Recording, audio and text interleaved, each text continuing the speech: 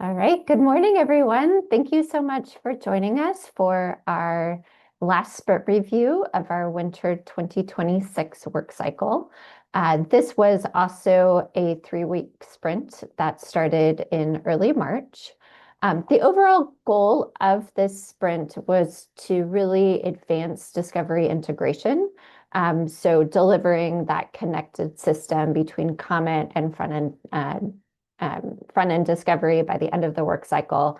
We also wanted to make further progress on unblocking the production data migrations. I think especially on the UCSD side.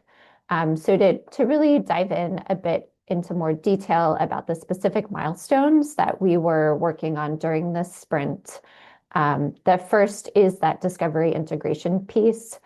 So specifically publishing from Comet to the discovery prototype, and also preparing on the UCSD side for their campus-specific discovery development and integration with the Surfliner developed applications. On the discovery, we were also continuing to push forward on discovery development. There's been some really great explorations into advancing the front-end development in that area. We'll be hearing a bit more about that later from David T. Also, a lot of work was done, or we had wanted to do a lot of work in this sprint for Comet's metadata and display consistency across the application. So this was improving the consistency and reliability of how metadata and content are handled and displayed across Comet. And this was really to ensure that what users are seeing, exporting, and managing is all much more predictable and aligned throughout the system. So a more consistent user experience. There's also been continued work to finalize disaster recovery. This is really specifically on the UCSB side, is to really finalize what our backup and restore strategy for the Comet databases look like. And this is really on our end, one of the sort of final things before we can say, yes, we are good to start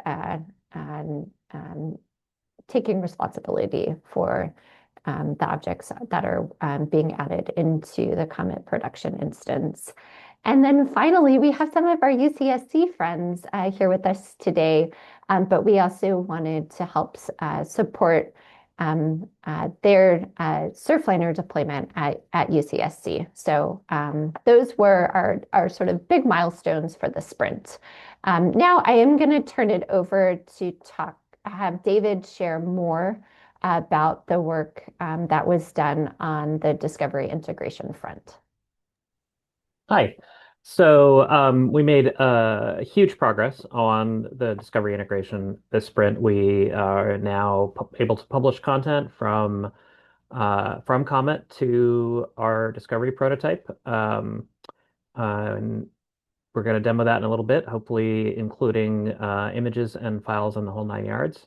Um, so that's just huge. It's the big the big missing piece. We've been kind of building these things in parallel, and this is where they come together, and we get to you know something that is not just sufficient for UC Santa Barbara to start managing digital collections, which we've needed and not been doing for a long time, but also to replace our legacy Alexandria Digital Research Library site, and to support the needs of UCSD, who are replacing a digital asset management system that provides a patron-facing front end as well as a staff-facing back end.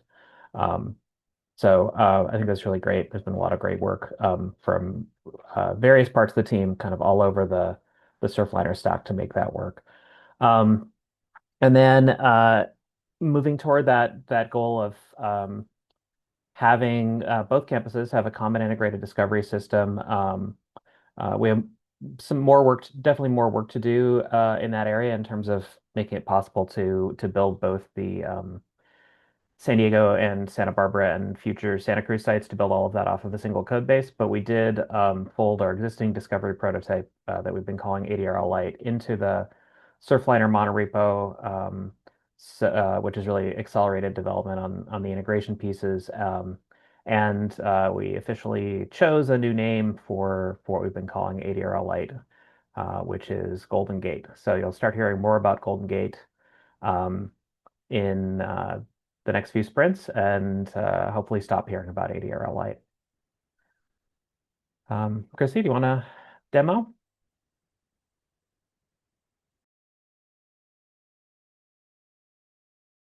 I am muted. I will unmute myself while I continue talking. So here we can see the I actually this is appropriately ADRL Lite, but ADRL Lite built using Golden Gate.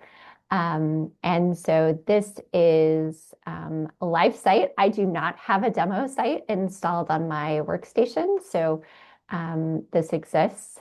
But this is specifically connected to our QA instance of Comet. So here I have my QA instance of Comet up and running.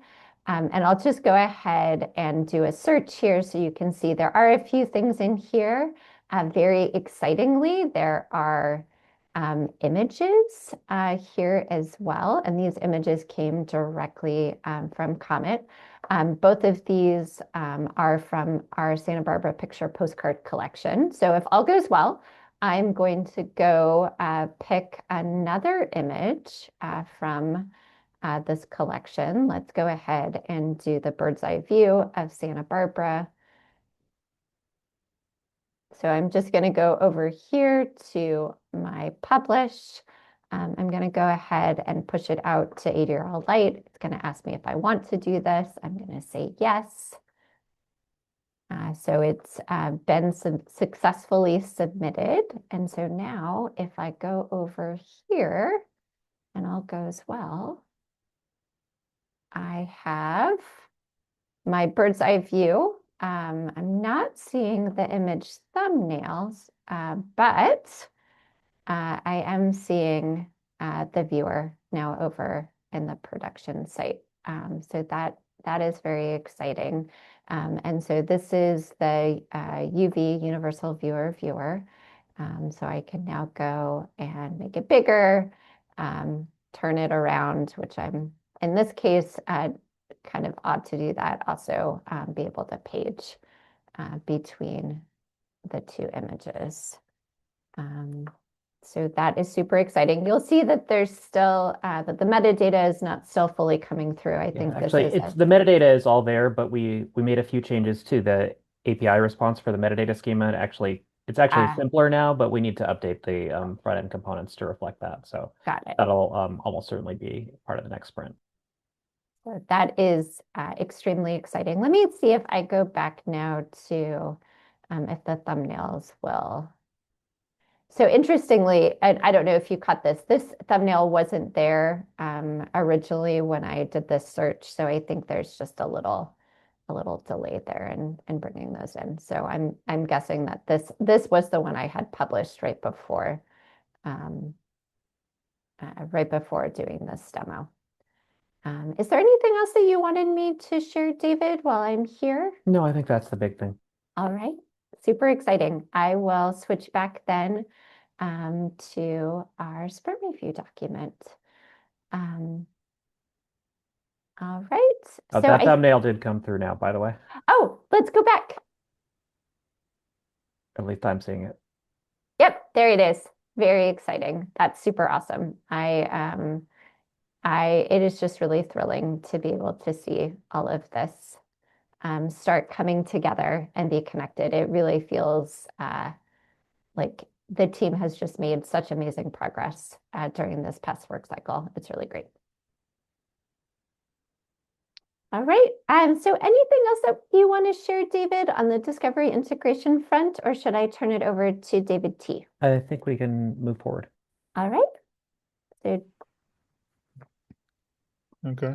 I can talk a little bit about some of the discovery development that we did this time. Okay, let's see. Item A, we explored completing on utilizing the component life cycles for the object page. That was some good work that Elisa did there. And I can speak more to the next part where we're I successfully explored creating a full tree of object and collection members using the members API.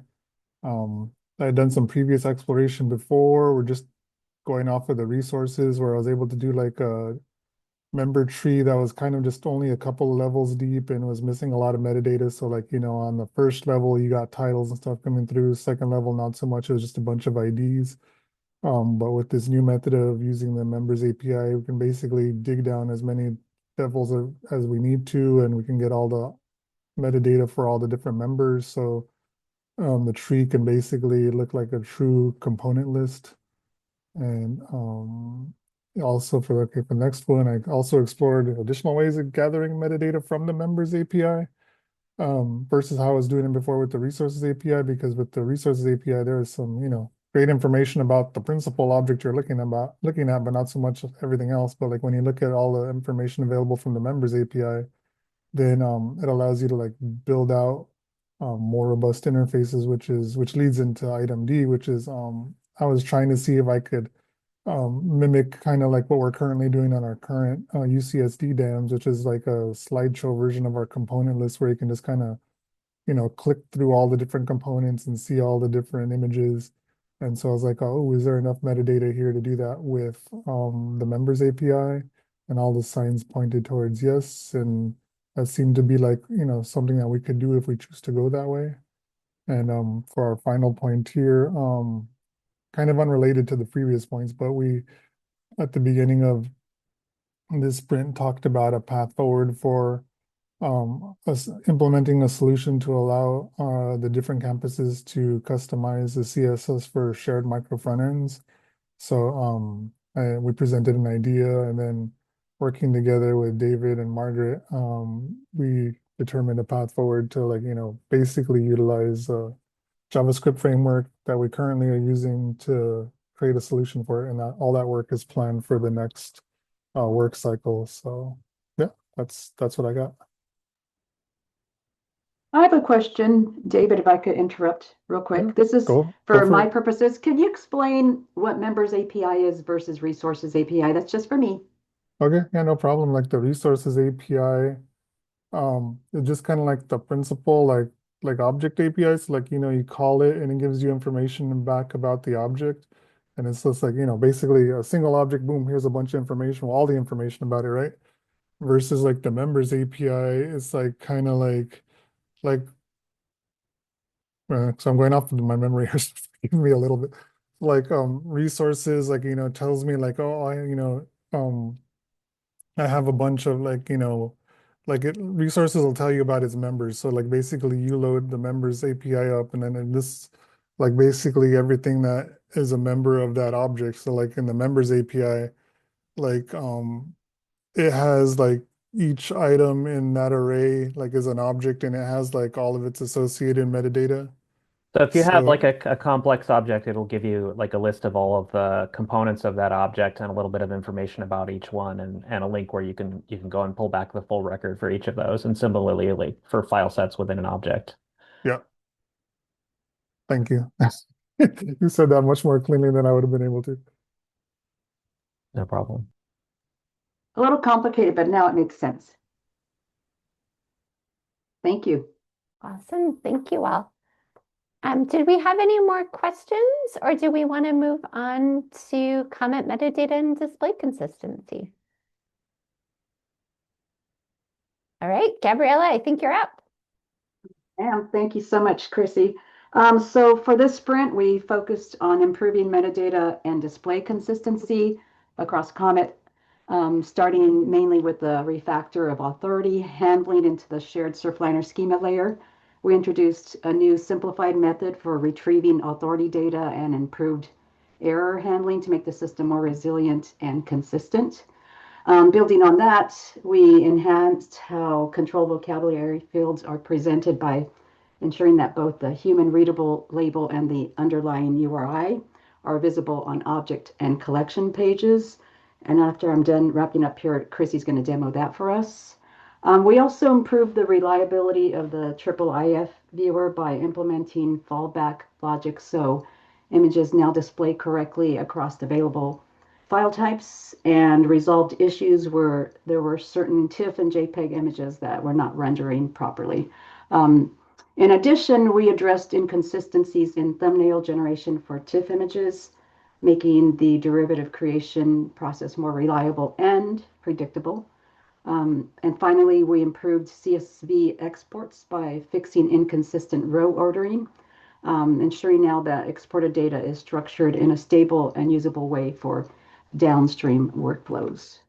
We did manage to get a lot done when it comes to the Comet metadata and display consistencies here. But if you don't mind, Chrissy, could you demo the controlled vocabulary display? I keep doing this. I am now unmuted again. So I'm just going to go back here to the object that I was looking at before, which is our bird's eye view of Santa Barbara. And you can see as I scroll down, we now are starting to see both the URI and the display label for this controlled vocabulary. So this is a still image. It comes from this resource type vocabulary. And I also have started to see ones for our copyright status. In this case, it's an unknown copyright status, and our rights statement .org copyright not evaluated display label. You'll notice that there are, and as I scroll down, we'll see some more. So this is sort of the local sublocation for where this exists, and also the description standard and our digital origin. You'll notice as I scroll up that there are still some here like genre form and subject that are not showing up. So the scope of the work in this work cycle was really just pulling this in for those controlled vocabularies that are sort of drop down. So they're actually hard coded into the M3. This is used usually when there's like a really small sort of finite list of options. I think maybe the most is like 15 to 20 on the Comet side. This appears as a drop-down list. And this is in contrast to things like genre or form or subject, where there could be thousands of possible options, and the work to start pulling in those labels and the integration of the URIs and that label handling is planned for the next work cycle. But this just gives a sense of what it will look like once that information is being pulled in.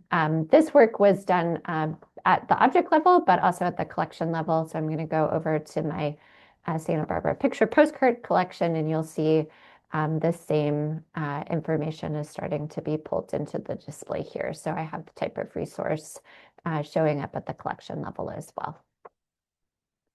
Is there anything else that, Gabriella, you wanted me to highlight, or Margaret? I think of what we covered. I think that's the only thing that can be demoed at this point. Okay. Thank you, Chrissy. You're welcome. All right, if there isn't any, are there any questions about Comet metadata and display consistency from folks?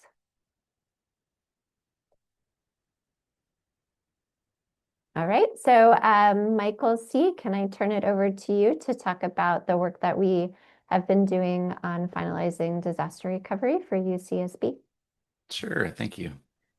So we want to ensure longevity of the tools that we adopt, especially when those that enable backing up and recovery, especially with those that enable our ability to back up and recover critical data.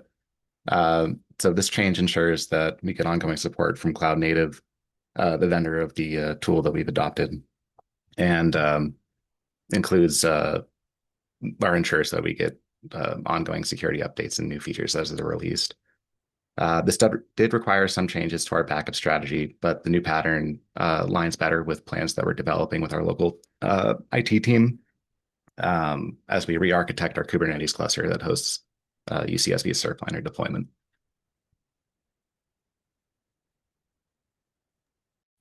Awesome. Thanks so much, Michael. Are there any questions from folks about that? All right. So I will just turn it over to David M. to talk about what happened in this sprint to help support Surfliner deployments at UCSC. Yeah, we just had a relatively brief meeting with some folks from the UCSC team to hear about the work that you all have been doing over there to get Surfliner deployed, and we talked about your timelines and our timelines, and uh, you know, heard about the approach that you're using to deploy it, and agreed that it seems like a good one. And hopefully this summer, after we get through our major deadlines, we'll be in a better place to work with you to help um, uh, get all those pieces working. And I think also we're going to have some follow-up meetings about metadata mappings and M3 configuring customizable metadata and those kinds of things. So yeah, it's very exciting. Thanks, David. And I know that we have a few folks from UCSC on the call. So if there's anything that you would like to share, feel free to jump in. Yeah, No pressure, though. I would just like to say that, yeah, that meeting was really helpful. It gave us a perspective of, how we should design our infrastructure. Um, yeah. So yeah, thank you for who all joined that meeting. Yeah, it was really helpful. Yeah, we're really excited to start seeing this deployed for your campus as well. But speaking of what's next, in between all of our work cycles, we do like to give the team a little break, especially right now. I know there's a lot of spring breaks happening at different times for folks. So we have a few weeks off before we jump into our next work cycle.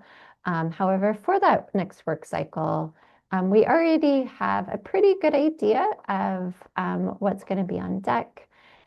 So in terms of discovery integration, we can publish currently, but unpublishing it and actually having it pulled back is still an area for future development. David mentioned that we decided on a historic train name for what we had been referring to as ADRL Light for Golden Gate. But I think there's now lots of renaming across the code base that needs to happen to respect that new name. And then also modularizing Golden Gate for the campus-specific customizations. In terms of discovery development, we need to be updating Golden Gate to share the controlled vocabulary display, logic lookup, and data with Comet. We also have some additional work to do on Comet metadata and display consistency. So like I mentioned during the demo, we only have authority labels for some of our vocabularies. So part of what will be happening next is our sort of interim solution of loading TSVs of authorities into both Comet and Discovery platforms. So we're starting to see those URI label pairs happen. And then also improving the support for those very, very long lists of authorities, which depending on the field can be, like I said, thousands. We also are hoping to finalize and formally document the UCSB process for the Comet database backups and disaster recovery. For those of you who are joining us from UCSB, you may know that we have already started doing large ingest into our production instance. I think I looked yesterday, we have over 60,000 objects already loaded in there, but we have been holding off on minting any new arcs until this piece is in place. So it'll be really exciting once that's done because we will have a bunch of new content with arcs minted and preparing it to be surfaced for the first time in a lot of cases via the new discovery interface. So that's super exciting. We are currently, the system is minting arcs, but there is still also additional work that we need to do on actually sending the appropriate metadata at the appropriate times to EasyID. Because of the publish and unpublish and the sort of approval stage, there's a few points in an object's lifecycle where it may go out and talk to EasyID, including when we're editing any of the metadata. So that's also an area of future work. I think that is it from us in terms of the formal demo update. So I will invite folks who might have questions or additional comments. Please feel free to type them into the chat or just unmute yourself. I will, as always, after we stop the recording, I can put a second call out for questions too.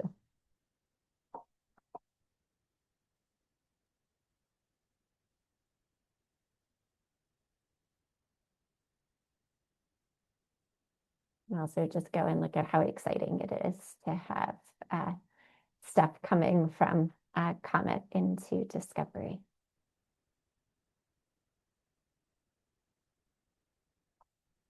All right. Well, thank you, everybody. Thank you, team. This has been, I think, a really, really successful work cycle. I was saying, to use all the train metaphors, like I really do feel like the light at the end of the tunnel is here, and that we're starting to see things really come together in very exciting ways. So thank you all. Gabrielle, if you want to go ahead and stop the recording now.